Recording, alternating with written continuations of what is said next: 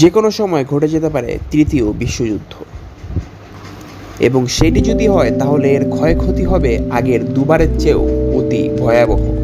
কারণ এর ফলে ক্ষতিগ্রস্ত হবে সারা পৃথিবীর লাখ লাখ কোটি কোটি মানুষ। যদিও বিশ্লেষকরা বলে থাকেন আমরা দাঁড়িয়ে আছি তৃতীয় বিশ্বযুদ্ধের একেবারেই দ্বারপ্রান্তে। এর মূল কারণ হচ্ছে সম্প্রতি ইরান ইসরায়েল যুদ্ধ এবং তার আগে রাশিয়া ইউক্রেন যুদ্ধ, যে যুদ্ধটি এখনো থামেনি অথবা থামার পর্যায়ে বলে মনে হচ্ছে না।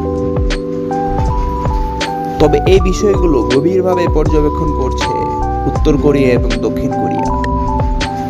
সেজন্যই বিশ্লেষকরা ধারণা করে থাকেন আমরা দাঁড়িয়ে আছি তৃতীয় বিশ্বযুদ্ধের অতি নিকটে, এবং সেজন্যই রাশিয়া এবং আমেরিকার মতো দেশগুলো তাদের অস্ত্রগুলো আবারও পরীক্ষা নিরীক্ষা করে নিচ্ছে।